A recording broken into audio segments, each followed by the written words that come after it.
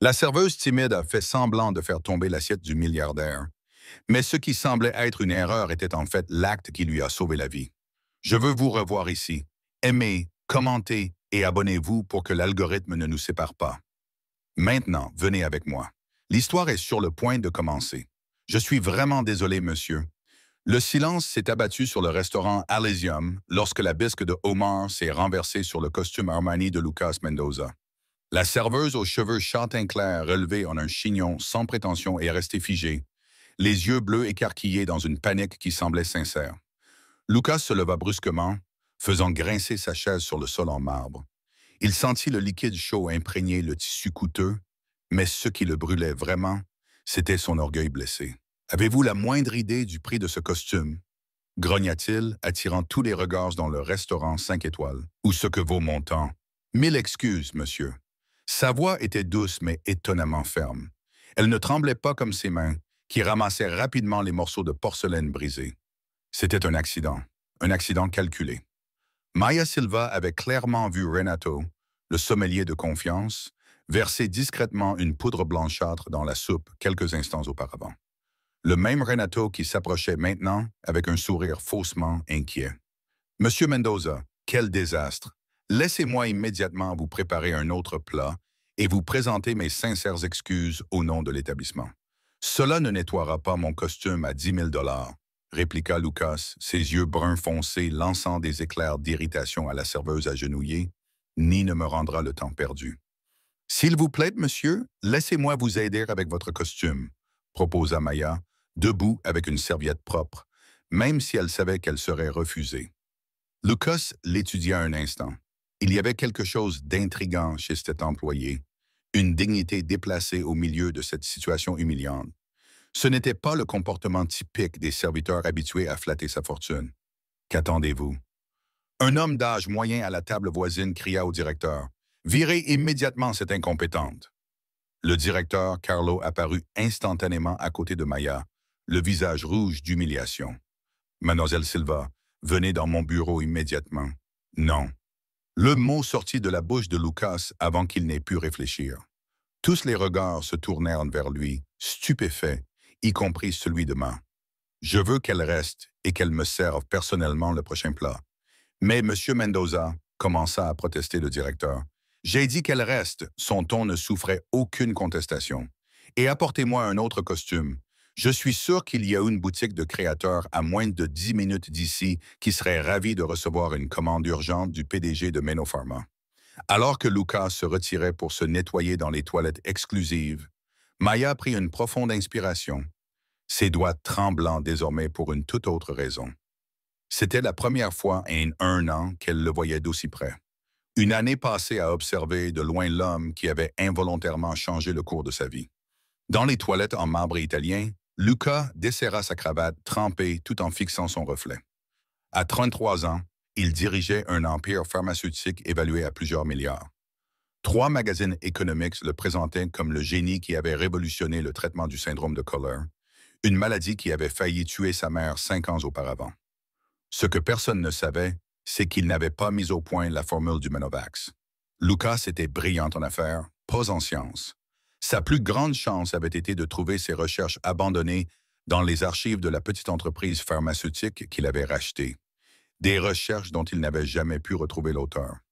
De retour dans la salle à manger, Lucas trouva un autre costume parfaitement taillé qui l'attendait et une table préparée dans un espace privé. La serveuse maladroite attendait à une distance respectueuse. « Approchez-vous, ordonna-t-il en s'asseyant. « Quel est votre nom complet? »« Maya Silva, monsieur. »« Eh bien, Maya Silva, savez-vous qui je suis? » Elle acquiesça. « Lucas Mendoza, PDG de Mendoarma. »« Et pourquoi une serveuse comme vous renverserait-elle délibérément de la bisque de homard sur quelqu'un comme moi? » Son visage pâlit visiblement. « Je ne l'ai pas fait. C'était un accident. Ne vous moquez pas de mon intelligence. » Lucas se pencha en avant et baissa la voix. « J'ai vu votre reflet dans la vitre. Vous avez délibérément incliné le plateau. » Maya resta silencieuse, les yeux baissés, une posture que Lucas interpréta à tort comme un signe de culpabilité. Qu'est-ce que c'était? Un pari avec les autres employés? Vous vouliez vendre une histoire au tabloïd? Ou peut-être Il plissa les yeux. Quelqu'un vous a payé pour m'humilier publiquement. Monsieur, puis-je vous servir votre repas maintenant? Elle détourna la conversation, indiquant le nouveau plat que Carlo venait d'apporter en personne. Lucas fit un geste dédaigneux au directeur qui se retira à contre-cœur. Lorsqu'ils furent seuls, il désigna la chaise en face de lui. « Asseyez-vous. Excusez-moi. Vous n'êtes pas sourde. Asseyez-vous avec moi pendant que je mange. Considérez cela comme votre punition pour avoir ruiné mon costume préféré. » Maya hésita, puis se glissa sur la chaise indiquée, les mains jointes sur les genoux, aussi rigide que sa mâchoire. De près, Lucas remarqua que ses yeux n'étaient pas seulement bleus. Ils avaient des reflets de verre près des pupilles, des yeux analytiques et observateurs. « Depuis combien de temps travaillez-vous ici? » « 6 mois. Et avant cela, dans divers endroits. » Lucas sourit en coupant un morceau de mignon en feutre. « Vous n'êtes pas très bavarde, n'est-ce pas? » « Je n'ai rien de pertinent à dire à quelqu'un comme vous, monsieur. » Il haussa un sourcil. « Et qui serait exactement quelqu'un comme moi? » Pour la première fois, un léger sourire se forma sur ses lèvres. Quelqu'un qui connaît le prix de tout, mais la valeur de rien. Cette réponse le prit au dépourvu. Ce n'était ni la flatterie habituelle qu'il recevait, ni l'hostilité envieuse à laquelle il était parfois confronté. C'était quelque chose de plus, une observation précise que peu de gens oseraient faire. Vous n'êtes pas une simple serveuse. Ce n'était pas une question. Maya jeta un coup d'œil vers la fenêtre où les gratte-ciels de São Paulo scintillaient dans la nuit. Nous sommes tous plus complexes que nos professions, Monsieur Mendoza. Même moi? Demanda-t-il en coupant un autre morceau de viande. Elle l'étudia un instant. Surtout vous. Lucas porta la fourchette à sa bouche, mais Maya tendit soudainement la main, arrêtant son bras. Ce contact inattendu envoya une décharge électrique dans le corps de Lucas. « Je ne mangerai pas ça, dit-elle, sérieusement. Vous me dites comment manger maintenant? Je vous dis que je ne fais pas confiance à la provenance de ce plat. » Lucas baissa lentement sa fourchette, le regard durci. « Expliquez-vous. » Maya se pencha vers lui et baissa la voix. « Le sommelier a mis quelque chose dans votre soupe. C'est pour ça que je l'ai renversé. » Son expression passa en quelques secondes de l'incrédulité à une fureur contenue. « Vous accusez quelqu'un d'avoir tenté de vous empoisonner sans preuve. » « Une preuve? » Elle rit avec humour. « C'est maintenant répandu partout sur votre costume ruiné. Je pensais que la priorité était de te garder en vie, pas de collecter des preuves. Et pourquoi devrais-je te croire? Parce que je suis toujours là, à risquer mon emploi, au lieu de simplement m'en aller après t'avoir sauvé la vie. » Elle soutint son regard. « Et parce que j'ai un diplôme de 3e cycle en chimie pharmaceutique et que je peux reconnaître certains composés même à distance. » La révélation le frappa comme un coup de poing. La serveuse timide à l'apparence fragile révélait des facettes que Lucas n'avait pas soupçonnées. La chimie pharmaceutique. Son regard se durcit. Surpris qu'une simple serveuse puisse avoir fait des études supérieures, Monsieur Mendoza. Surpris que quelqu'un avec un tel parcours serve des tables. Nous ne sommes pas tous nés avec un nom de famille qui ouvre des portes. Cette remarque le toucha plus qu'elle n'aurait dû. Lucas se pencha en avant. « Je n'ai hérité que de dettes. Mademoiselle Silva a bâti mon entreprise à partir de rien. »« Avec le travail des autres, rétorqua-t-elle, puis elle se ravisa immédiatement, comme si elle en avait trop dit. Quelque chose dans sa réaction piqua la curiosité de Lucas. « Vous me connaissez. Vous semblez avoir une opinion très arrêtée sur moi. Je connais votre genre. » Maya se leva brusquement. « Si vous ne mangez pas, puis-je m'excuser? » Avant que Lucas n'ait le temps de répondre, son téléphone vibra. C'était Gustavo, son chef de la sécurité. « Monsieur, nous avons un problème. Il y a eu une intrusion dans le laboratoire central. » Lucas se redressa brusquement. « Quels fichiers ont été consultés? » « C'est là le problème. Rien n'a été pris, mais quelque chose a été laissé. Une menace qui vous est directement adressée. Je serai là dans 20 minutes. » En raccrochant, il remarqua que Maya le regardait attentivement. « Il semble que notre dîner doive être reporté. »« Ce n'était pas un dîner, corrigea-t-elle. » Lucas posa quelques billets sur la table, bien plus que nécessaire. « J'apprécie votre souci pour ma santé, même s'il est infondé, mais je vais enquêter sur vos allégations. » Alors qu'il se retournait pour partir, Maya prit la parole. « Faites attention à qui vous faites confiance, Monsieur Mendoza. Certaines personnes sont prêtes à tuer pour une formule. » Lucas se figea et se retourna lentement. « Qu'avez-vous dit? » mais elle avait déjà disparu parmi les tables, ne laissant derrière elle qu'une serviette sur laquelle elle avait griffonné un nom, Projet Sylphie, le nom du dossier secret contenant la véritable composition du Menovax. De même, le laboratoire central de Mendo-Arma occupait 3 étages souterrains d'un bâtiment apparemment discret dans le quartier de Brooklyn. Lucas franchit les portes de sécurité successives avec une impatience croissante, ignorant les salutations nerveuses des gardes de nuit. Son esprit restait dans le restaurant, partagé entre la tentative présumée d'empoisonnement et la mystérieuse serveuse qui connaissait le projet Sylphie. « Par ici, monsieur. » Gustavo, un ancien policier fédéral à l'expression toujours sérieuse, le conduisit au laboratoire principal. « Nous avons trouvé ceci sur votre poste de travail privé. » Une seule enveloppe blanche reposait sur la console centrale. Lucas enfila des gants avant de l'ouvrir, révélant une carte avec des lettres découpées dans des magazines qui disaient « Le remède devrait appartenir à tout le monde. Vous avez 48 heures pour divulguer la formule, sinon vous serez le prochain à en avoir besoin. » Quand cela s'est-il produit? Entre 19h30 et 20h15, consulta Gustavo dans ses notes. Le système de sécurité a été désactivé pendant exactement 8 minutes.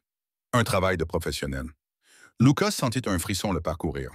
L'enveloppe avait été déposée exactement pendant qu'il dînait à l'Elysium, au moment même où Maya affirmait avoir vu quelqu'un essayer de l'empoisonner. « Je veux les images de toutes les caméras extérieures et des rues adjacentes, » ordonna-t-il en se dirigeant vers son terminal privé, et renforcer immédiatement la sécurité chez ma mère. Pendant que Gustavo exécutait ses ordres, Luca tapa rapidement son mot de passe et ouvrit les fichiers du projet Sylphie. La formule originale du Menovax était intacte, apparemment inchangée. Mais comment cette serveuse pouvait-elle connaître le nom d'un projet ultra secret? « Gustavo, j'ai besoin d'une vérification complète des antécédents d'une personne. » Luca commença à taper les informations dont il disposait. Maya Silva, environ 24 ans, travaille comme serveuse à l'Elysium depuis 6 mois. Elle a une formation en chimie pharmaceutique, d'après ses dires. Tu penses qu'elle est impliquée dans la fuite? Je ne sais pas. Lucas se massait les tempes. Mais elle a mentionné le projet Sylphie par son nom et a suggéré que quelqu'un avait essayé de m'empoisonner aujourd'hui. Gustavo fronça les sourcils. C'est trop précis pour être une coïncidence. Exactement. Soit elle est impliquée, soit elle sait qui l'est. Lucas se leva, sentant la fatigue des derniers jours de négociations intenses peser sur ses épaules. Je veux des résultats pour demain matin. Il était minuit passé lorsque Lucas arriva enfin à son appartement, situé au dernier étage de l'un des immeubles les plus huppés de São Paulo. Il renvoya les agents de sécurité supplémentaires postés à la porte et s'effondra sur le canapé italien de luxe, toujours vêtu du costume de rechange. Son téléphone portable sonna. C'était sa mère. « Mon fils, tout va bien? Il y a des hommes étranges autour de la maison. Ce sont des agents de sécurité supplémentaires, maman. Juste par précaution. » Lucas donna. Le ton d'Elena se durcit. « Que se passe-t-il? Tu sais que je déteste être tenu dans l'ignorance. » Il soupira. Depuis qu'il l'avait guéri du syndrome de Cooler avec Menovax, sa mère avait développé un 6e sens pour les problèmes. Juste une menace de routine. Rien que nous ne puissions gérer. Cela a un rapport avec cette formule, n'est-ce pas? Celle dont tu n'expliques jamais vraiment d'où elle vient. Lucas ferma les yeux. Elena Mendoza était la seule personne à savoir qu'il n'avait pas mis au point le Menovax. C'est possible. Nous enquêtons toujours. Sois prudent, mon fils. Certains remèdes ont leur propre poison. Après avoir raccroché, Lucas ôta son costume et se dirigea vers le bar où il se servit un whisky hors de prix. Les lumières de la ville pénétraient à travers les baies vitrées, créant une fausse impression de tranquillité. Son téléphone vibra, signalant un message de Gustavo. Information préliminaire sur Maya Silva. Diplômée en pharmacie de l'USP, avec une spécialisation en chimie pharmaceutique. Disparue du marché il y a 2 ans après avoir brièvement travaillé chez Procion Laboratories, aujourd'hui disparue. Lucas faillit laisser tomber son verre. Proch était précisément la petite entreprise pharmaceutique qu'il avait rachetée 5 ans plus tôt et où il avait trouvé la formule qu'il allait transformer en Menovax. Rapidement, il tapait « Envoyez-moi tout ce que vous avez sur elle et je veux savoir où elle se trouve actuellement. » La réponse arriva en quelques secondes. L'équipe était déjà en place pour suivre la cible après la fin de son service au restaurant. Le sommeil était désormais complètement oublié. Lucas ouvrit son ordinateur portable et rechercha tout ce qu'il pouvait trouver sur Prion. Les archives montraient qu'un projet de recherche pour le traitement du syndrome de Cooler était en phase finale de développement lorsque la société fit faillite. Le nom du chercheur principal avait été effacé des archives numériques. Mais Lucas se souvenait clairement de la signature manuscrite sur les documents physiques qu'il avait trouvés. Monsieur Silva, Maya Silva. La serveuse timide était la scientifique dont il s'était approprié les travaux. À 3 heures du matin, un autre message de Gustavo interrompit ses recherches. La cible avait quitté le restaurant, n'était pas rentrée chez elle, mais s'était rendue dans une clinique privée dans la zone Est. Luca fronça les sourcils. Quelle clinique? L'Institut Cooler pour les traitements avancés spécialisés dans ce syndrome. Le cœur de Lucas se mit à battre à toute vitesse. Cette nuit-là devenait une succession de révélations troublantes. L'Institut Cooler était l'une des institutions auxquelles il faisait don d'échantillons gratuits de Menovax pour traiter les patients sans ressources. Il s'habilla rapidement et prit ses clés de voiture.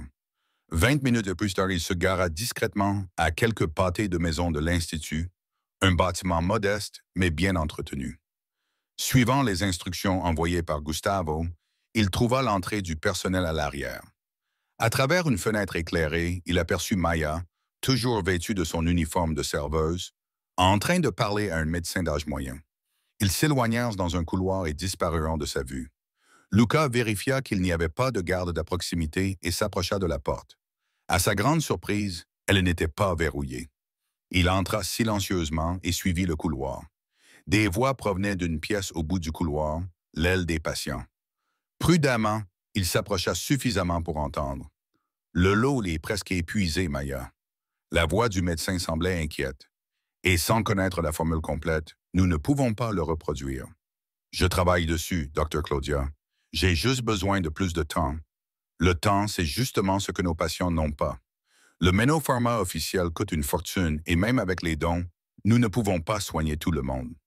Lucas se figea en tournant au coin et se retrouva face à une salle remplie de patients à différents stades du syndrome de Cooler, la même maladie dégénérative qui avait failli tuer sa mère. Adultes et enfants recevaient des traitements par perfusion et étaient allongés sur des lits improvisés. Et Maya était là, administrant personnellement des médicaments à une fillette d'environ 10 ans. Tante Maya, sourit faiblement la petite fille. Tu vas apporter plus de médicaments magiques, n'est-ce pas?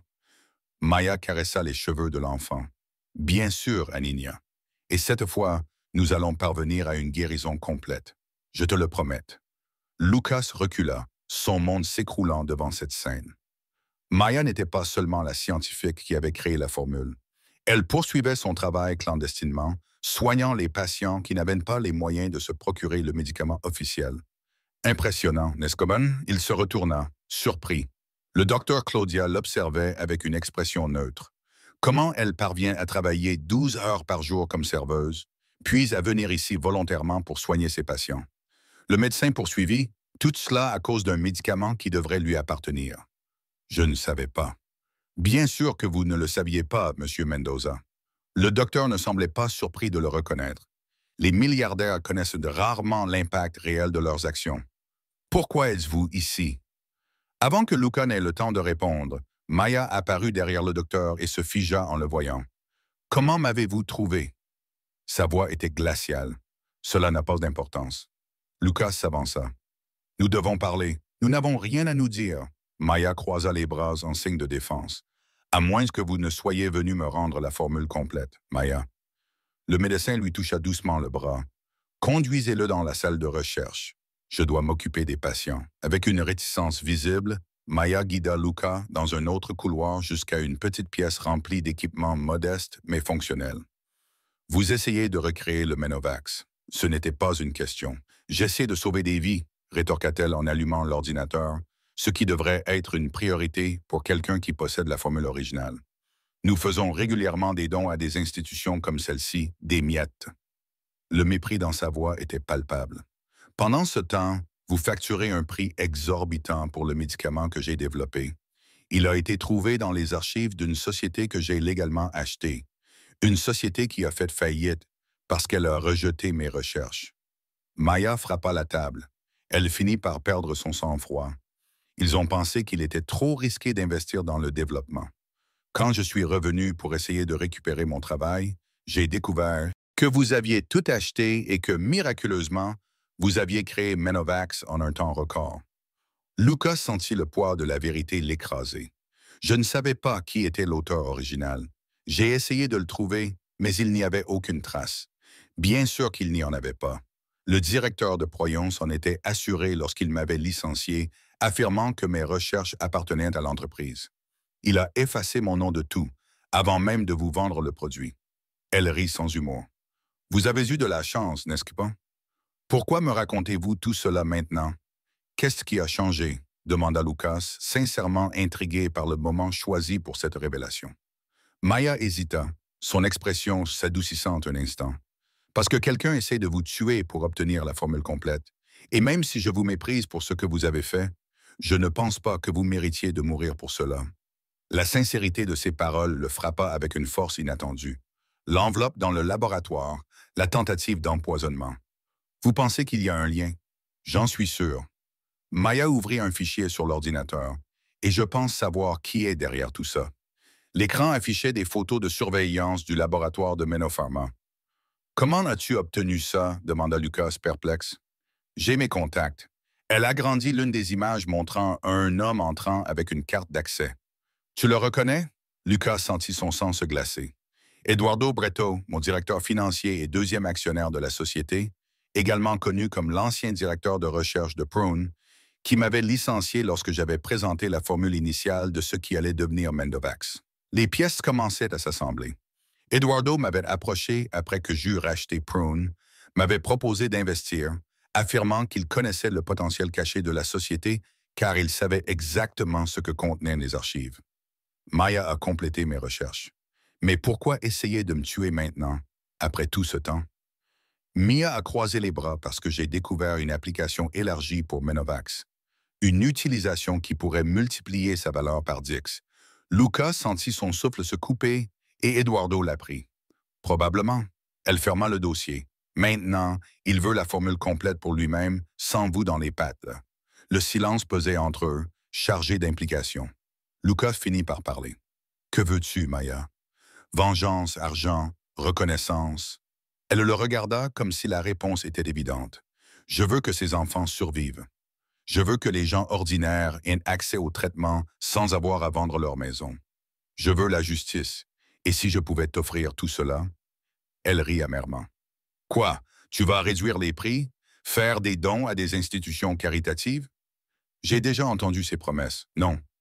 Lucas soutint son regard. « Je te propose un partenariat. Nous retournons ensemble au laboratoire. Tu retrouves l'accès à tes recherches initiales. Nous développons l'application étendue et tu reçois le crédit que tu mérites, y compris financier. » Maya l'étudia avec méfiance. « Pourquoi ferais-tu cela maintenant? Par remords?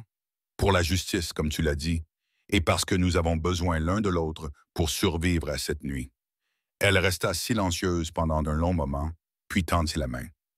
Un partenariat temporaire jusqu'à ce que nous ayons résolu ce problème. Lorsque leurs doigts se touchèrent lors de la poignée de main, quelque chose de plus qu'un accord professionnel se scella entre eux. Un lien inexplicable, aussi puissant que la formule qu'ils avaient partagée sans le savoir. « Sortons d'ici, » dit Lucas en regardant sa montre. « Eduardo a certainement des gens qui nous surveillent. Je dois d'abord finir avec les patients. » « Nous n'avons pas le temps. Il y a toujours le temps de sauver des vies, Monsieur Mendoza, » répondit Maya en se dirigeant vers la porte. « C'est peut-être quelque chose que vous devez encore apprendre. » À 3, la voiture de patrouille de police passa lentement dans l'avenue déserte, éclairant brièvement l'intérieur de la voiture où Luca et Maya restaient accroupis. Lorsque les lumières s'éloignèrent, Maya poussa un soupir de soulagement. « Pourquoi fuyons-nous aussi la police? » demanda-t-elle en s'installant sur le siège passager. « Parce que nous ne savons pas qui Eduardo a acheté. » Lucas redémarra le moteur. Avec le capital politique qu'il s'était constitué ces dernières années, il avait peut-être les autorités dans sa poche. Maya observa son profil concentré pendant qu'il conduisait. Dans l'espace confiné de la voiture de sport, elle pouvait sentir son eau de Cologne coûteuse mêlée à l'odeur de l'adrénaline. C'était surréaliste d'être à côté de l'homme qu'elle avait détesté pendant 2 ans. Où allons-nous? Dans un endroit sûr. Une propriété enregistrée sous un autre nom. Pratique d'avoir des cachettes quand on vole le travail des autres. Elle ne put s'empêcher de faire cette remarque. Lucas serra le volant plus fort. Nous en discuterons, mais pour l'instant, nous avons besoin d'un plan. 20 minutes plus tard, ils entrèrent dans une maison moderniste isolée à la périphérie de la ville. Un système de sécurité sophistiqué leur permit d'entrer après la reconnaissance faciale de Lucas. Impressionnant, commenta Maya en regardant autour d'elle la pièce minimaliste avec vue sur la ville. Paranoïaque, mais impressionnant. Je préfère dire préparé. Lucas activa un panneau sur le mur, révélant une porte cachée. Par ici? Elle le suivit jusqu'à un bureau équipé de plusieurs écrans et d'appareils de communication. Ton bunker apocalyptique? Demanda-t-elle ironiquement. Mon bureau alternatif. Tout ne peut pas se faire au grand jour dans le monde des affaires. Maya haussa un sourcil. Comme si l'on volait une propriété intellectuelle. Lucas se tourna vers elle, sa patience s'amenuisant clairement. J'ai racheté une entreprise en faillite et j'ai trouvé des recherches prometteuses dans les archives. J'ai investi des millions pour les développer et les transformer en un médicament fonctionnel qui a sauvé des milliers de vies, y compris celle de ma mère, si vous étiez venu me chercher. J'ai essayé. Elle l'interrompit. J'ai demandé 3 fois à rencontrer le grand Lucas Mendoza. 3 fois, votre assistant m'en a empêché. Cela le prit par surprise. Je n'ai jamais reçu aucune demande de votre part. Bien sûr que non. Eduardo s'en est assuré. La mention de ce nom les ramena à la réalité présente. Lucas s'assit et commença à taper sur l'un des ordinateurs. Vérifions les accès d'Eduardo au laboratoire au cours des derniers mois. Maya s'approcha, regardant par-dessus son épaule. Elle était suffisamment proche pour qu'il sente la chaleur de son souffle. Là, dit-elle en pointant l'écran, des accès nocturnes réguliers au cours de la semaine dernière, toujours à la même heure, et toujours dans le laboratoire de biochimie avancée où nous conservons les échantillons originaux de Menovax. Elle croisa les bras. Il essaye de procéder à une ingénierie inverse de la formule. Sans succès, apparemment, d'où la nécessité de m'éliminer et d'obtenir la formule complète ou de me retrouver, ajouta Maya. Il a dû découvrir que je recrée certaines parties de la formule à l'Institut Kohler. Lucas se cala dans son fauteuil, une nouvelle inquiétude surgissant. S'il a découvert ton secret, l'Institut n'est plus sûr. Le visage de Mia pâlit. Les patients. Je vais envoyer la sécurité immédiatement. Lucas tendit la main vers le téléphone, mais Mia lui retint le poignet. Non, ta sécurité pourrait être compromise. Nous devons être plus discrets. Son contact brûlait sa peau comme aucun autre contact auparavant. Il y avait une intensité indéniable entre eux, peut-être le résultat d'une situation extrême, peut-être quelque chose de plus profond. As-tu une meilleure suggestion? Oui. Elle lâcha son bras et se dirigea vers l'un des ordinateurs. Appelle cette personne. C'est le seul en qui j'ai confiance pour protéger l'Institut. Le nom qui apparut à l'écran surprit Lucas. Rafael Nunes, ancien directeur de la sécurité de Meno Pharma, qui avait démissionné après des désaccords avec Eduardo. Rafael ne travaille plus pour moi, mais il me rend parfois service. Gratuitement. Lucas ressentit une pointe de jalousie qu'il réprima rapidement. Vous êtes amis? Elle l'interrompit. Il m'a aidé à mettre en place le système de sécurité de l'Institut quand il a découvert ce que je faisais. Pendant que Lucas passait son appel, Maya se dirigea vers la fenêtre pour observer les lumières de la ville. La robe noire de l'uniforme du restaurant semblait déplacée dans cet environnement high-tech. Ou peut-être était celle qui était déplacée, une scientifique se faisant passer pour une serveuse, fuyant désormais aux côtés de l'homme qui avait volé son travail. Raphaël se rend à l'Institut, informa Lucas en raccrochant. Il garantit que personne n'entrera ni ne sortira sans l'autorisation du docteur Claudia. Merci, répondit-elle sans se retourner. Un silence gênant s'installa entre eux. Lucas finit par le rompre. Avez-vous vraiment mis au point une application étendue pour le Menac? Maya tourna les yeux, brillant d'un mélange de fierté et de prudence. Oui. Ces derniers mois, j'ai découvert qu'une variante de la formule pouvait être efficace contre d'autres maladies dégénératives similaires. Pourquoi n'avez-vous pas breveté cette découverte?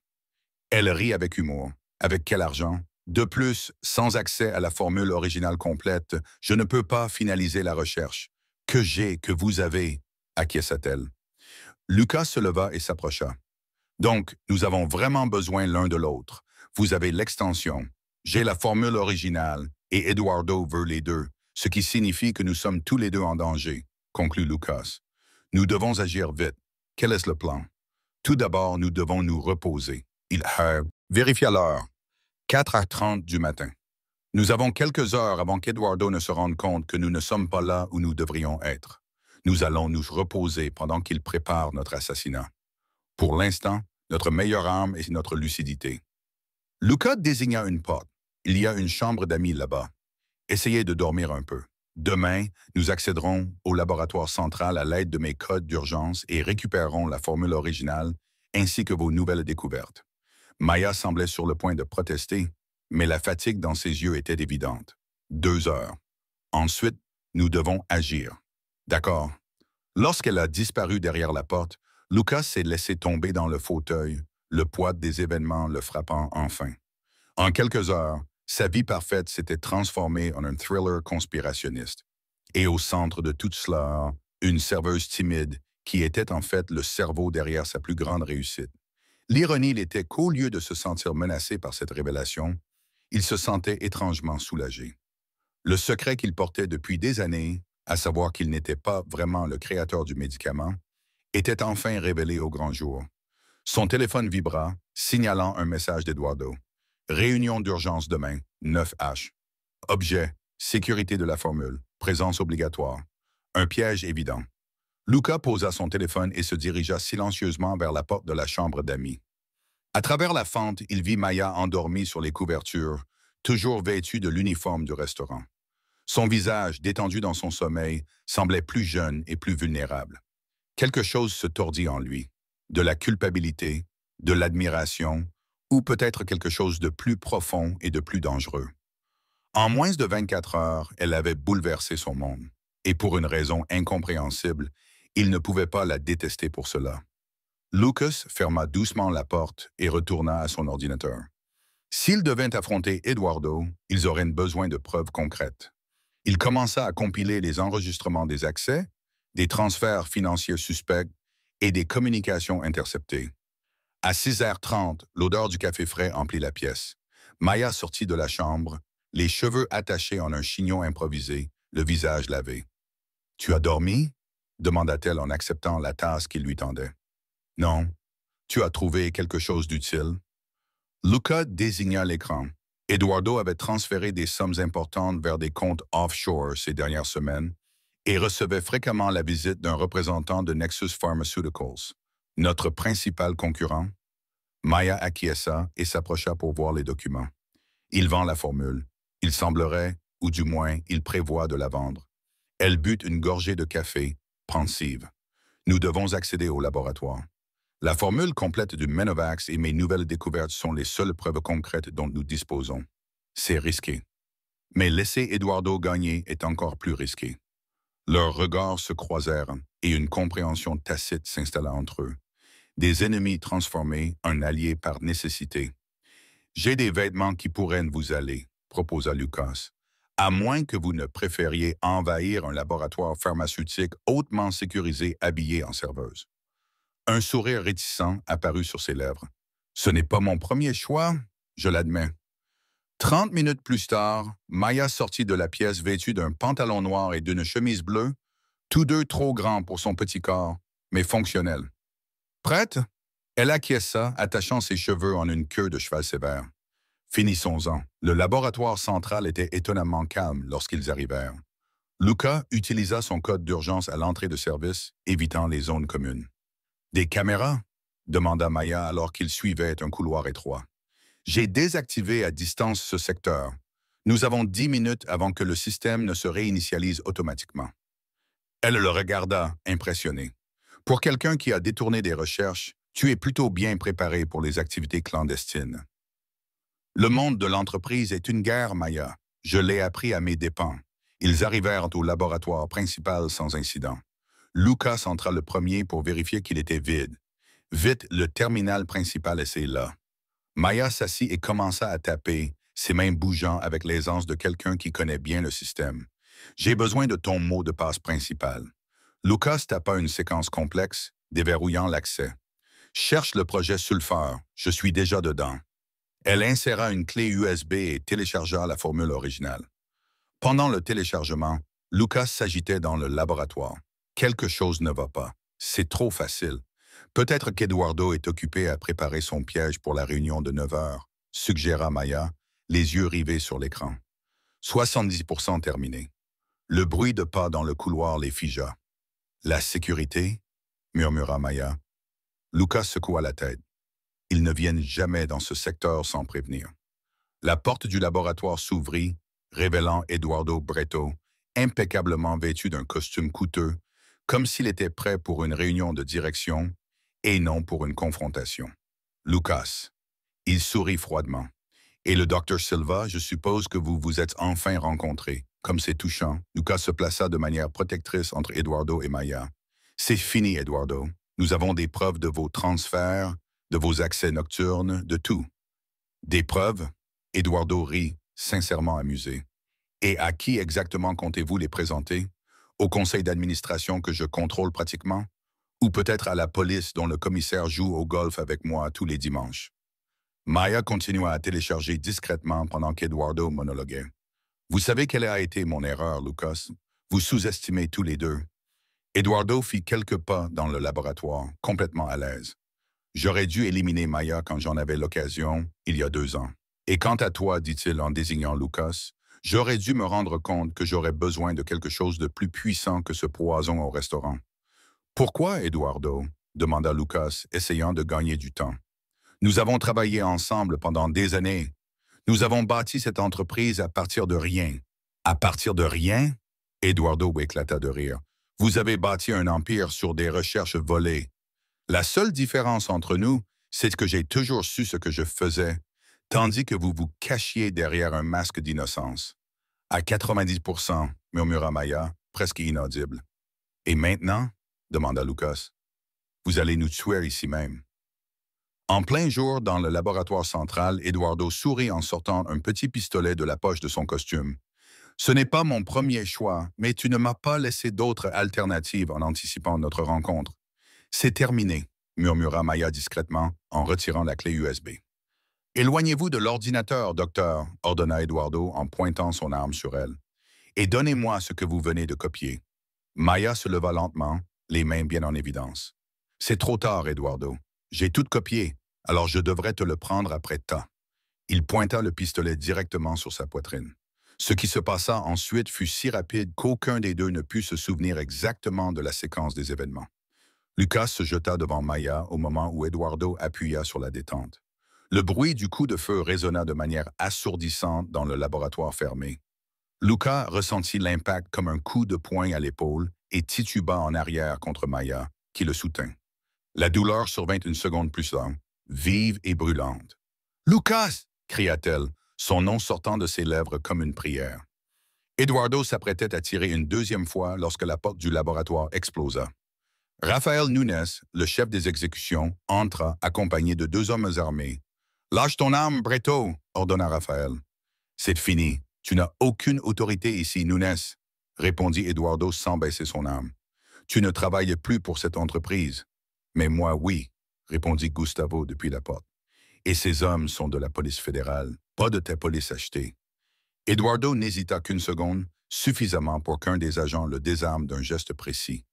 Pendant qu'Eduardo était immobilisé, Maya aida Lucas à s'asseoir par terre, appuyant sur sa blessure à l'épaule. « Pourquoi as-tu fait ça ?» demanda-t-elle, les larmes brillant dans ses yeux. « Pourquoi t'es-tu jeté devant ?» Lucas sourit faiblement, la douleur brouillant sa vision. « Peut-être que je commence à comprendre qu'il y a des choses plus importantes que les profits et les brevets. » Comme quoi, elle pressa un tissu improvisé contre la blessure. Comme faire ce qui est juste, comme sauver des vies. Il posa sa main sur sa blessure, comme tu l'as toujours fait. Leurs regards se croisèrent. Des décennies de conversations tacites passèrent entre eux en quelques secondes. Ennemis, partenaires et maintenant quelque chose d'indéfinissable. Unis par une formule qui pourrait sauver des millions de vies. Sortons d'ici. Raphaël s'approcha. Les ambulanciers arrivent. Alors qu'on le transportait, Lucas garda les yeux fixés sur Maya. La formule. Est-elle en sécurité? Elle lui montra la clé USB qu'elle tenait fermement dans sa main. Oui, les 2 versions. Bien. Il ferma les yeux, épuisé. Parce que nous avons beaucoup de travail devant nous, partenaire. La dernière chose que Lucas vit avant de perdre connaissance fut le sourire de Mia. Ce n'était plus le sourire timide de la serveuse réservée, mais le sourire confiant de la brillante scientifique qui avait enfin retrouvé sa place. Et pour la première fois depuis des années, Lucas Mendoza sentit que peut-être, juste peut-être, il pourrait devenir l'homme qu'il a toujours prétendu être. La lumière du soleil matinal filtrait à travers les stores de l'hôpital, projetant des ombres rayées sur l'épaule bandée de Lucas. Le médecin lui avait assuré que la balle était passée proprement, douloureuse, mais sans danger pour sa vie. Maya était assise sur une chaise à côté du lit, ses doigts tournant nerveusement la clé USB qui contenait leur avenir. « La police a arrêté Eduardo », rapporta Gustavo, debout au pied du lit, mais son avocat fait déjà du bruit au sujet de l'insuffisance des preuves. Il n'y avait aucune empreinte sur l'arme. « Bien sûr que non », marmonna Lucas. « Eduardo n'est pas stupide. Nous avons les images de vidéosurveillance, rétorqua Maya. « Et des témoins », répondit Gustavo, l'air sombre. Le système de vidéosurveillance a mystérieusement cessé de fonctionner au moment précis de la fusillade, et les seuls témoins, c'est nous, que les avocats d'Eduardo présentent comme des conspirateurs contre lui. Le poids de la réalité s'abattit sur eux. Les relations d'Eduardo étaient plus étendues qu'ils ne l'avaient imaginé. « Et la formule ?» demanda Lucas en désignant la clé USB dans la main de Maya. « Ce n'est pas suffisant », répondit-elle. « Le simple fait de la posséder ne prouve pas qu'il ait essayé de la voler ou qu'il ait tenté de commettre un meurtre. » On frappa à la porte. Le docteur Claudia entra, le visage marqué par l'inquiétude. « Maya, je dois te parler en privé. » Le ton grave de sa voix incita Mia à la suivre immédiatement à travers la porte entr'ouverte. Luca pouvait voir leur conversation intense dans le couloir. Lorsque Mia revint, son visage était livide. Les hommes d'Eduardo ont fait une descente à l'Institut ce matin. Ils ont confisqué toutes mes recherches sur l'application étendue. Raphaël a réussi à évacuer les patients, mais quoi? Luca l'interrompit lorsqu'elle hésita. Ils ont trouvé ta mère là-bas, Lucas. Elle faisait secrètement du bénévolat, aidant aux traitements expérimentaux. Lucas eut l'impression d'avoir reçu une nouvelle balle. « Ma mère dans ta clinique? C'est impossible. Elle vient depuis des mois, dit Maya doucement. Elle ne voulait pas que tu le saches. Elle disait que tu ne comprendrais pas son besoin d'aider les autres après d'avoir survécu elle-même. » Cette révélation le laissa sans voix. Sa mère, l'élégante et raffinée Elena Mendoza, travaillant dans une clinique de fortune dans le quartier le plus pauvre de la ville. Où est-elle maintenant? En sécurité. Raphaël l'a emmenée avec les patients dans un autre endroit. Je dois la voir. Gustavo s'avança. Monsieur, avec tout le respect que je vous dois, ce n'est pas prudent pour vous. Je m'en fiche. Luca tenta de s'élever, grimaçant lorsque la douleur lui transperça l'épaule. Eduardo a dépassé les bornes. D'abord mon travail, puis Maya, maintenant ma mère. Ton travail? Maya plissa les yeux. Vous voulez dire mon travail? La tension qui s'était temporairement apaisée entre eux ressurgit. Avant que Lucas n'ait pu répondre, son téléphone sonna pour signaler un appel vidéo entrant, le nom d'Eduardo s'affichant à l'écran. « Mettez le haut-parleur », conseilla Gustavo, se positionnant pour enregistrer discrètement la conversation. Lucas répondit, la voix calme malgré la colère qui le traversait. « Eduardo. Lucas, mon ami. » Sa voix douce ne trahissait en rien l'homme qui avait tenté de commettre un meurtre quelques heures plus tôt. « Comment va ton épaule? Mieux que ta situation juridique. » Eduardo rit. « Oh, je ne m'inquiéterai pas pour ça. Demain, à cette heure-ci, je serai en train de siroter des cocktails pendant que tu te battras pour sauver ce qui reste de ton entreprise. De quoi parles-tu? Une réunion d'urgence du conseil d'administration a été convoquée pour 15 heures aujourd'hui. Le sujet? Ta stabilité mentale et ton aptitude à diriger après tes accusations délirantes contre un collègue respecté. Ton comportement erratique récent est profondément inquiété des actionnaires. » Lucas serra les mâchoires. « Ils ne te croiront pas. Ils me croient déjà, surtout après que je leur ai montré les images de toi en train de t'introduire dans le laboratoire avec un espion industriel, un ancien employé mécontent qui nourrit une rancune avérée contre l'entreprise. » Maya se raidit à côté de lui. « Tu t'es magnifiquement discrédité, Lucas, en fuyant la police, en manquant des réunions prévues, en proférant des accusations extravagantes, sans parler de l'attaque déchaînée contre moi dans le laboratoire où tu as failli te faire tuer. La révision calculée des événements était stupéfiante par son audace. « Ça ne marchera pas », déclara Lucas, bien que l'incertitude assombrit sa conviction. « Ça a déjà marché. »« Oh, et Lucas, ta mère te passe le bonjour. » L'appel fut coupé, laissant place à un silence horrifié. « Il bluffe », dit immédiatement Gustavo. « Il ne peut pas avoir ta mère. » Lucas se tourna vers Maya, dont le visage avait perdu toute couleur. Raphaël a-t-il récemment confirmé où elle se trouvait? Je vais l'appeler maintenant.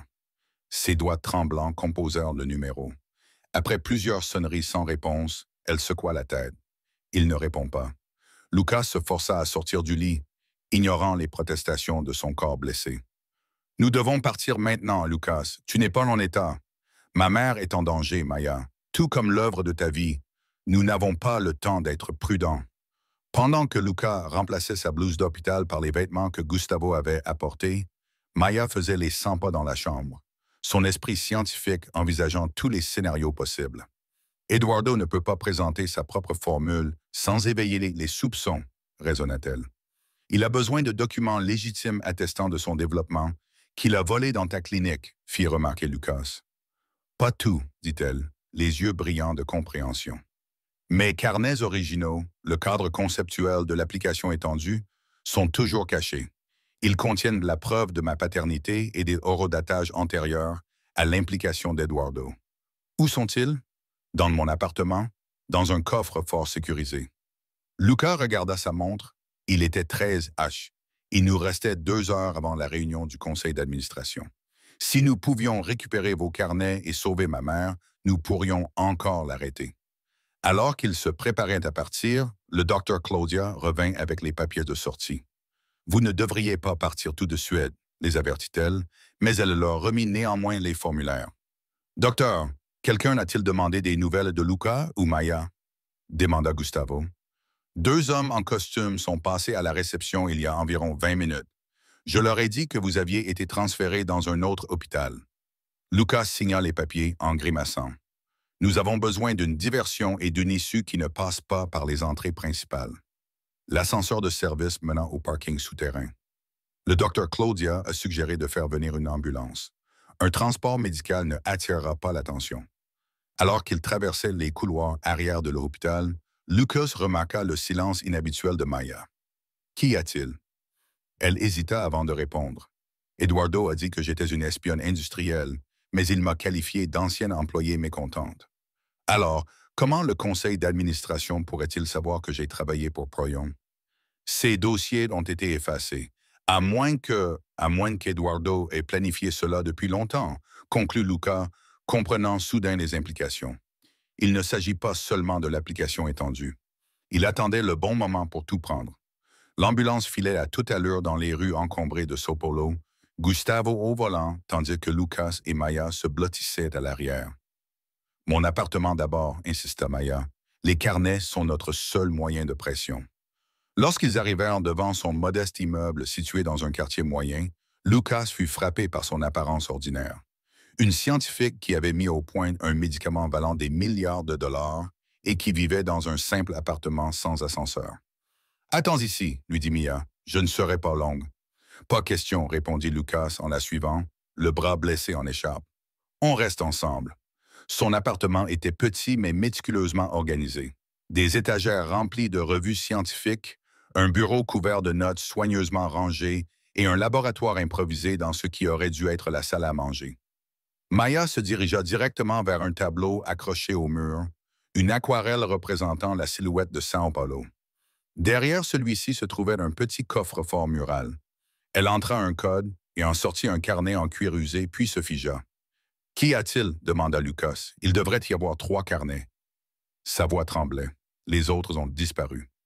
Avant que Lucas n'ait pu répondre, le bruit de la porte d'entrée qui se brisait résonna dans l'appartement. 3 hommes en tenue tactique firent éruption, armes à la main. À terre, Lucas se plaça instinctivement devant Maya. Mais l'un des hommes le frappa à l'épaule blessée, le faisant tomber à genoux dans un cri de douleur. « Police fédérale !» annonça le chef, bien que son uniforme ne portait aucun insigne officiel. « Maya Silva, vous êtes en état d'arrestation pour espionnage industriel, vol de propriété intellectuelle et exercice illégal de la médecine. C'est absurde. Maya protesta tandis qu'il lui passait les menottes. Vous n'avez aucune compétence. Où est votre mandat? L'homme sourit froidement. Circonstances particulières. Lucas lutta pour se relever. Elle n'a rien fait de mal. Si vous voulez arrêter quelqu'un, ce devrait être Eduardo Bretto pour tentative de meurtre et espionnage industriel. C'est M. Bretto qui a signalé ces crimes, monsieur. Alors qu'il traînait Maya vers la porte, elle réussit à lancer le cahier à Lucas, qui l'attrapa malgré la douleur qui lui traversait l'épaule. Lucas, appela-t-il. Ça se pote. Elle, la formule d'expansion n'est que la moitié de l'équation. Vous devez trouver les recherches de ma mère datant d'il y a 15 ans. C'est elle qui était à l'origine de tout cela. Une main rugueuse lui couvrit la bouche, l'empêchant de parler alors qu'il la forçait à sortir de l'appartement. Lucas se précipita vers elle, mais fut retenu par un autre agent. « Où l'emmenez-vous? C'est confidentiel, monsieur, et je vous suggère d'oublier ce que vous avez vu ici aujourd'hui si vous voulez éviter la prison. » Lorsqu'ils furent partis, Lucas resta seul dans l'appartement saccagé, serrant le carnet de Maya et la clé USB, les dernières preuves de leur travail commun. Son téléphone vibra, signalant un message provenant d'un numéro inconnu. Réunion du conseil d'administration avancée à 14 heures. Votre mère pour la formule. Parking réservé au cadre. Viens seul. Lucas regarda sa montre. 13h40.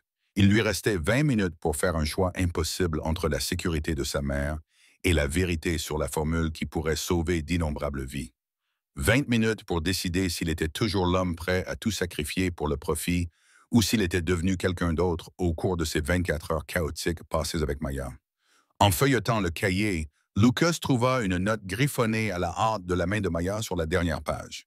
« S'ils m'ont enlevé, ne vende pas la formule. Sauve ta mère, puis trouve le docteur Alissa Silva à l'hôpital universitaire. Elle saura quoi faire. » Cette révélation le frappa comme un coup de foudre. Le docteur Alissa Silva, la mère de Maya, la chercheuse à l'origine des travaux que Maya avait poursuivis, tout prit soudainement un sens terrible. Le parking réservé aux cadres était faiblement éclairé et étrangement silencieux lorsque Lucas arriva à 13h58. Son épaule blessée lui faisait mal sous sa veste de costume, lui rappelant constamment à quel point la vie pouvait changer rapidement. Il y a 24 heures, il était un PDG pharmaceutique célèbre à la réputation irréprochable. À présent, il était un criminel présumé, se précipitant pour sauver à la fois sa mère et la femme qui avait bouleversé son monde. Juste alors, la voix d'Eduardo résonna dans la structure en béton. Il sortit de derrière un pilier, flanqué de 2 gardes de sécurité, toujours aussi ponctuels. « Où est ma mère? » demanda Lucas en scrutant le parking. Eduardo fit un signe et un autre garde apparut, guidant doucement Elena Mendoza vers lui. Elle semblait indemne, mais visiblement bouleversée. « Lucas !» Sa voix tremblait de soulagement. « Que se passe-t-il? Ces hommes ont dit que tu avais des ennuis. »« C'est compliqué, maman, » répondit Lucas, sans quitter Eduardo des yeux. « Tu vas bien? Ils t'ont fait du mal? »« Je vais bien, » l'assura-t-elle, même si ses yeux trahissaient sa peur. Mais ils ont emmené Maya. Elle aidait ses enfants, Lucas, le travail qu'elle accomplit. « Silence, s'il te plaît, Elena, » Eduardo l'interrompit doucement. « Les retrouvailles familiales plus tard. Les affaires maintenant. » Il tendit la main vers Lucas, la formule et la clé USB, les 2 versions. Lucas hésita. Et Maya, où est-elle? Elle discute de ses recherches avec des parties intéressées. Son avenir dépend entièrement de notre transaction ici. Ne fais pas ça, Lucas, insista Elena. Le travail de Maya est trop important. L'application élargie pourrait aider des milliers de personnes supplémentaires. J'ai dit silence, s'écria Eduardo, son apparence soignée se fissurant momentanément. Lucas observa attentivement son ancien collègue. Tu savais depuis le début, n'est-ce pas?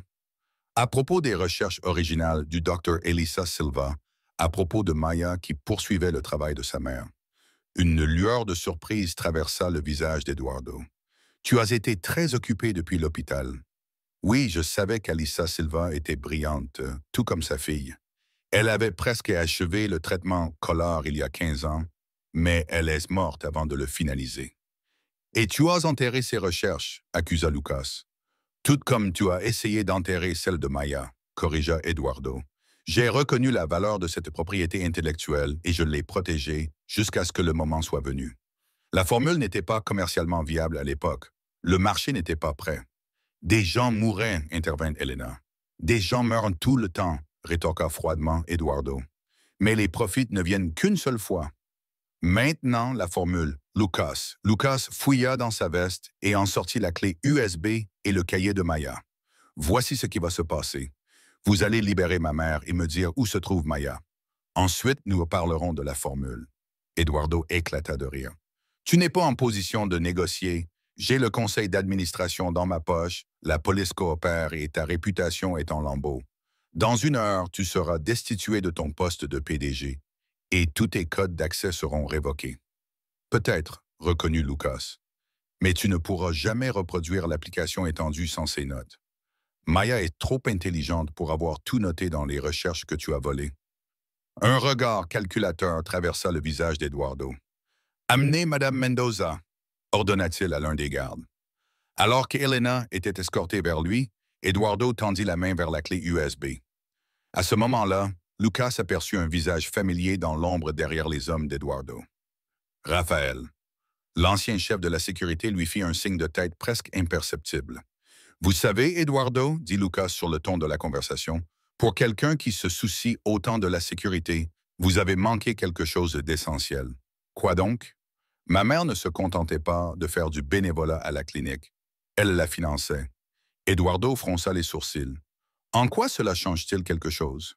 Cela signifie qu'elle a un statut légal en tant qu'investisseur principal dans la recherche appliquée élargie de Maya et qu'à ce titre, elle a installé ses propres protocoles de sécurité sur Q. Les lumières du garage clignotèrent et le bruit lointain des sirènes de police se fit plus fort. « Qu'est-ce que c'est? » demanda Eduardo, soudain méfiant. « La vraie police fédérale, » expliqua Elena d'une voix étonnamment ferme. « Contrairement à vos voyous à gages, » répondit Eduardo, le visage déformé par la rage. Il se jeta sur la clé USB, mais Lucas était prêt. Malgré son épaule blessée, il réussit à esquiver et à asséner un coup de poing puissant à la mâchoire d'Eduardo avec son bras valide. Le chaos éclata lorsque Raphaël et son équipe sortirent de leur cachette et engagèrent le combat avec les gardes d'Eduardo. Elena se précipita vers Lucas alors qu'il récupérait la clé USB tombée par terre. « Maman, comment as-tu... » « J'ai appelé Raphaël dès qu'ils m'ont amené ici, » expliqua-t-elle rapidement. « Je travaille avec lui et Maya depuis des mois. Pensais-tu vraiment que je ne reconnaîtrais pas les signes d'une personne qui prépare un rachat d'entreprise? J'ai été marié à ton père, après tout. » Pour la première fois depuis des années, Lucas regarda sa mère d'un nouvel œil. Elena Mendoza n'était pas seulement la patiente fragile qu'il avait sauvée avec Menovax. C'était une femme redoutable, dotée de ressources et d'une grande intelligence. « Où est Maya? » insista-t-il avec insistance. « Ils la retiennent dans le centre de recherche privé de Mendo Arma, à la périphérie de la ville, celui qu'Eduardo t'a convaincu de ne pas déclarer. » Lucas se sentit mal. Ce centre secret était une idée d'Eduardo, un lieu où mener des recherches à l'abri de toute surveillance réglementaire. Il avait accepté, séduit par la promesse de cycles de développement plus rapides et davantage concurrentiels. « Nous devons y aller immédiatement, » insista-t-il. « C'est déjà fait, » répondit Raphaël, qui les rejoignit alors que la police emmenait Eduardo et ses hommes en garde à vue. « Notre équipe est en route, mais nous devons nous dépêcher. Si Eduardo ne donne pas de nouvelles, il pourrait lui faire du mal. » Alors qu'ils se précipitaient vers l'installation, Lucas étudia le carnet de Mia, essayant de déchiffrer ses notes prises à la hâte sur l'application étendue. Ce qu'il trouva à la place, ce furent des comptes rendus détaillés des recherches originales de sa mère, accompagnés de dates, d'horodatage et de protocoles expérimentaux qui dataient clairement d'avant son acquisition de Proyon. « Elle savait depuis le début, » murmura-t-il. Maya savait que la formule Menovax était basée sur les travaux de sa mère. « Oui, » confirma Elena doucement. « Elisa Silva était mon médecin il y a 15 ans, lorsque les premiers symptômes du choléra sont apparus. Elle développait le traitement lorsqu'elle est morte subitement dans un accident de laboratoire. »« Un accident ?» demanda Lucas. Le visage d'Elena s'assombrit. C'est ce qui a été conclu, mais Maya n'y a jamais cru. Lorsque vous avez miraculeusement mis au point Menovax après avoir acheté Proyon, elle savait que quelqu'un avait trouvé les recherches de sa mère. Pourquoi n'a-t-elle pas immédiatement révélé la vérité? La formule n'était pas complète, expliqua Elena. Eliza est morte avant de la finaliser. Maya avait besoin d'accéder à la version complète pour prouver qu'elle était basée sur les travaux de sa mère. Lucas sentit le poids de la vérité l'écraser, et je lui ai refusé cet accès, perpétuant sans le savoir le vol. « Tu ne savais pas », dit Elena doucement. Eduardo s'en est assuré. Le centre de recherche privé apparut. Un bâtiment sans prétention niché parmi les entrepôts de la banlieue de São Paulo. L'équipe de Raphaël avait déjà sécurisé le périmètre et plusieurs gardes de sécurité étaient assis menottés près de l'entrée. À l'intérieur, ils trouvèrent Maya dans un laboratoire stérile, entourée d'hommes en blouse blanche qui la pressaient de leur expliquer ses recherches. Lorsqu'elle vit Lucas, ses yeux s'écarquillèrent, exprimant à la fois du soulagement et de l'incrédulité. « Lucas, comment as-tu reçu mon message ?» expliqua-t-il, et rapidement. « À propos de ta mère, elle comprit alors, tandis que l'équipe de Raphaël arrêtait les autres chercheurs. Lucas se précipita vers elle et la libéra des sangles qui la retenaient à la chaise. « Tu es blessé ?» demanda-t-il, la voix pleine d'inquiétude. « Non », le rassura-t-elle en se frottant les poignets. « J'ai juste envie de crier. Ils essayaient de me forcer à recréer l'application étendue de mémoire. Ils n'auraient pas réussi, intervint Elena chaleureusement en serrant Maya dans ses bras. La fille d'Elisa est trop intelligente pour ça. Les yeux de Maya se remplirent de larmes. « Tu connaissais ma mère.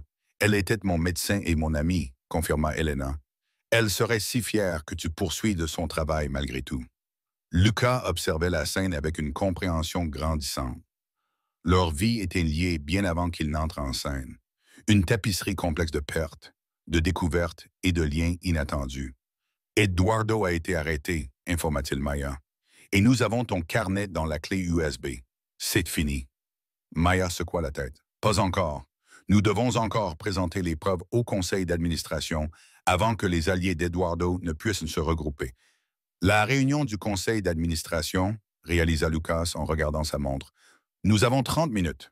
Alors qu'ils se dépêchaient vers la voiture qui les attendait, Maya prit Lucas à part. « Pourquoi es-tu venu me chercher? Tu aurais pu simplement sauver ta mère et ton entreprise. » Lucas soutint son regard. « Parce que certaines choses sont plus importantes que les entreprises ou les formules. C'est toi qui m'as appris cela. » Quelque chose changea dans ses yeux. Un adoucissement, une reconnaissance de l'homme qu'il était en train de devenir, plutôt que de celui qu'il avait été. « Nous devrions y aller, » dit-elle doucement. « Nous avons un conseil d'administration à convaincre et des vies à sauver. » Alors que la voiture filait vers le siège social de Meno Pharma, Lucas trouva la main de Maya et la serra doucement. Elle ne la retira pas, et dans ce simple contact, en contact, une promesse se forma entre eux. Réparer les torts du passé et construire quelque chose de nouveau à partir des morceaux brisés. Les membres du conseil d'administration étaient déjà réunis lorsqu'ils arrivèrent, leur visage exprimant leur stupéfaction lorsque Lucas entra avec Maya, Elena et un contingent de policiers fédéraux. « Que signifie tout cela ?» demanda Victor Campos, le président. « On nous a dit que vous portiez de fausses accusations et que vous vous comportiez de manière erratique. Je pense que vous trouverez ces documents plus fiables que les affirmations d'Eduardo, » répondit Lucas en distribuant des copies des preuves qu'ils avaient compilées.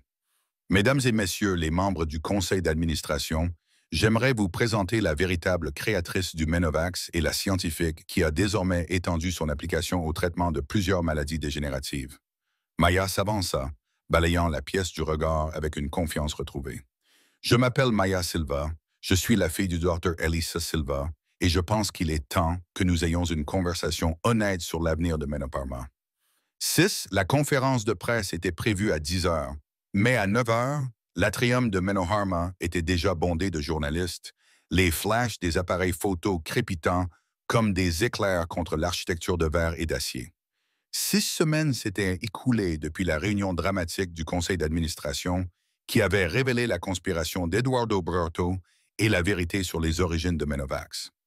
Lucas redressa sa cravate et relut une dernière fois ses notes. Derrière lui, Maya examinait son reflet dans la vitre, ajustant le blazer sur mesure qui remplaçait son uniforme de serveuse. « Tu es nerveuse ?» demanda-t-il en croisant son regard dans la vitre. À propos de révéler 15 ans de corruption au sein de l'entreprise et d'annoncer une avancée médicale révolutionnaire qui sauvera des milliers de vies. Elle sourit à Riley. « Pas du tout. » Lucas rit. Au moins, votre sarcasme est toujours intact, Dr. Silva. Certaines choses ne changent jamais, acquiesça-t-elle. Même s'ils savaient tous deux que ce n'était pas vrai. Tout avait changé. Helena entra, élégante comme toujours, mais avec une nouvelle vitalité qui venait de son travail au Cooler Institute, désormais officiellement financé. Ils sont prêts à vous recevoir tous les deux. Le procureur fédéral vient également d'arriver. Les dernières semaines avaient été un tourbillon de procédures judiciaires, de restructuration et de guérison, tant physique qu'émotionnelle. Eduardo était accusé de tentative de meurtre, d'espionnage industriel et de fraude, tandis que plusieurs membres du conseil d'administration avaient démissionné en raison de leur complicité. Pendant ce temps, Lucas et Maya avaient travaillé sans relâche pour intégrer son application améliorée dans les recherches officielles de Mendoarma. N'oublie pas, avait conseillé Helena, il ne s'agit pas seulement de rendre justice à ta mère, Maya. Il s'agit de l'avenir du traitement de milliers de patients. Mia acquiesça en redressant les épaules. Je sais. Nous sommes prêts. Alors qu'ils se dirigeaient vers la salle de presse, Lucas toucha doucement le coude de Mia. Un instant. Il la guida vers un coin tranquille, à l'abri des regards indiscrets. Avant de commencer, j'ai quelque chose à te dire. Lucas, nous allons être en retard pour notre propre conférence de presse. Ils peuvent t'attendre. Il prit d'une profonde inspiration. Ces dernières semaines passées à travailler avec toi, à apprendre de toi m'ont changé. Je ne suis plus le même homme qui a renversé de la soupe il y a 6 semaines. Un sourire se dessina sur ses lèvres. Je crois que c'est moi qui ai renversé la soupe. Techniquement. Tu vois, tu restes précise même quand j'essaie de créer un moment intime. Son exaspération feinte la fit rire. Désolé. Continuez votre moment. L'expression de Lucas s'adoucit. Je veux officialiser notre partenariat, Maya. Pas seulement sur le plan professionnel, mais aussi sur le plan personnel. Elle écarquilla les yeux. Vous proposez une fusion, Monsieur Mendoza? Je propose un dîner ce soir. Juste nous deux. Pas de formule, pas d'entreprise, pas de situation mettant notre vie en danger. Mais je ne peux pas promettre que je ne renverserai pas quelque chose sur moi juste pour perpétuer la tradition. Le rouge qui colorait ses joues valait bien tous les moments d'incertitude qu'il avait endurés, se demandant si elle pourrait un jour le voir autrement que comme l'homme qui avait profité du travail de sa mère. « Je suppose que cela serait acceptable, » répondit-elle, son ton professionnel trahi par la chaleur de son regard. « À des fins de recherche, bien sûr, strictement scientifiques. » Leurs rires partagés résonnèrent dans le petit espace. Un moment de joie privée avant d'affronter la tempête publique. La conférence de presse se déroula exactement comme prévu. Luca commença par reconnaître officiellement la vérité sur le développement du Menovax. Il rendit hommage aux recherches révolutionnaires du Dr. Ray Elisa Silva et à Mia pour avoir poursuivi l'œuvre de sa mère. Il annonça la nomination de Mia au poste de directrice scientifique et la création de la Fondation Elisa Silva, dédiée à rendre le traitement accessible dans le monde entier. Lorsque ce fut au tour de Mia de prendre la parole, elle a captivé l'Assemblée en expliquant clairement le potentiel de l'application élargie pour traiter non seulement le syndrome de Kolar,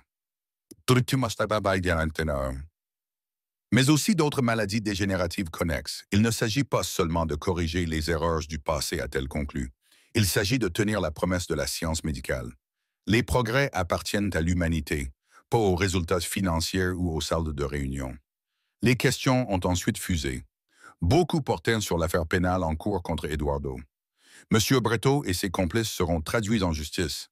Le procureur fédéral a confirmé que l'enquête avait mis au jour des preuves d'activités similaires remontant à 15 ans, y compris une possible implication dans l'accident de laboratoire qui a coûté la vie au Dr. Elisa Silva. Maya a trouvé la main de Lucas sous la table. À cette révélation, ses doigts tremblant légèrement, il serra doucement la sienne en signe de soutien silencieux. Après la conférence, ils se retirèrent dans le bureau de Lucas où Raphaël et le Dr. Claudia les attendaient avec les dernières nouvelles du Kerr Institute. Le nouveau protocole de traitement donne des résultats remarquables, rapporta le Dr. Claudia avec enthousiasme. 87% d'efficacité dans les cas avancés, 95% dans les cas détectés à un stade précoce. Et la réduction des coûts de production nous permet de le proposer à 1/10 du prix précédent, ajouta Raphaël en examinant les projections financières. Alors qu'ils discutaient des plans de mise en œuvre, Lucas observa Maya diriger la conversation avec une expertise confiante. La serveuse timide qui avait délibérément renversé de la soupe sur lui avait disparu, remplacée par la brillante scientifique qu'elle avait toujours été sous son déguisement. Ce soir-là, Luca arriva à l'appartement de Maya. Ce n'était plus le modeste appartement sans ascenseur qu'elle occupait auparavant, mais un loft spacieux qu'elle avait acheté près de l'Institut Courir. Elle ouvrit la porte vêtue d'une simple robe bleue assortie à ses yeux. Pas d'uniforme de serveuse, la taquina-t-il. Je suis presque déçu. J'ai brûlé cet uniforme le lendemain de la conférence de presse, lui dit-elle avec un sourire. Mais j'ai gardé le tablier en souvenir. Pendant le dîner dans sa cuisine, elle avait insisté pour cuisiner plutôt que de sortir. Ils évitèrent délibérément de parler travail, préférant partager des anecdotes sur leur vie avant que leurs chemins ne se croisent. « Attends, dit Maya en riant, tu as vraiment échoué en chimie au lycée? Toi, le grand PDG pharmaceutique, de manière spectaculaire. Mon professeur m'a suggéré d'envisager une carrière qui n'impliquait rien de plus compliqué qu'une calculatrice. Eh bien, il n'avait pas tout à fait tort. Tu es meilleur avec les chiffres qu'avec les composés. Heureusement, j'ai trouvé un génie scientifique pour compenser mes lacunes, répondit-il, son ton devenant sérieux. Nous formons une bonne équipe, Maya, dit-il avec un sourire attendri. N'est-ce pas? Contre toute attente, alors qu'ils débarrassaient de la table ensemble, Lucas se surprit à la regarder sans cesse, toujours émerveillé par le chemin qui les avait menés ici. Lorsque leurs mains se rencontrèrent en attrapant la même assiette, aucun des deux ne se retira. « Je ne t'ai jamais remercié comme il se doit, » dit-il doucement. « Pour m'avoir sauvé la vie cette nuit-là, pour m'avoir donné une chance de devenir quelqu'un de meilleur. Tu as pris une balle pour moi, lui rappela-t-elle. Je pense que nous sommes quittes, pas du tout. » Lucas se tourna vers elle. « J'ai volé l'héritage de ta mère, Maya, sans le savoir, mais quand même. Et maintenant, tu m'aides à le restaurer. Elle lui caressa doucement la joue. « Nous ne pouvons pas changer le passé, Lucas. » Mais ces 6 dernières semaines m'ont montré que nous pouvons en tirer quelque chose de significatif. Il recouvrit sa main de la sienne. Quelque chose comme ça. Le baiser fut d'abord doux, plus une question qu'une exigence. Elle répondit en se rapprochant, les bras autour de son cou. La question trouva une réponse certaine. Plus tard, ils se tinrent sur son balcon, contemplant les lumières de la ville, son bras autour de ses épaules, tandis qu'elle s'appuyait contre lui. « Alors, que va-t-il se passer maintenant ?» demanda-t-elle. « Entre nous ?» Lucas fit semblant d'y réfléchir sérieusement.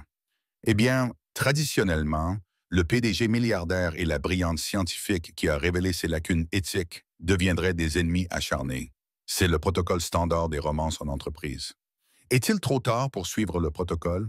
demanda-t-elle, jouant le jeu. « J'ai bien peur que oui. Nous nous sommes déjà considérablement écartés du scénario standard.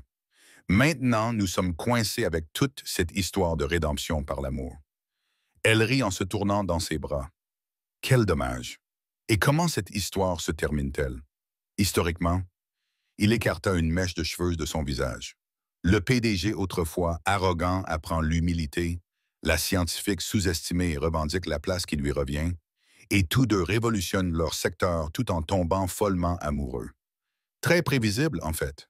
« Ça a l'air terrible, » murmura-t-elle en se mettant sur la pointe des pieds pour l'embrasser à nouveau. « Faisons-le quand même. » 1 an plus tard, la Fondation Alissa Silva avait créé des centres de traitement dans 12 pays. Le docteur Claudia supervisait le protocole médical international, tandis que Raphaël dirigeait la sécurité de l'ensemble de l'opération. Elena Mendoza présidait la division de défense des patients, travaillant directement avec les familles touchées par le syndrome de Kerr. Eduardo Berto et ses complices ont été condamnés à de longues peines de prison. Leurs actifs financiers ont été saisis et réaffectés au financement de la recherche.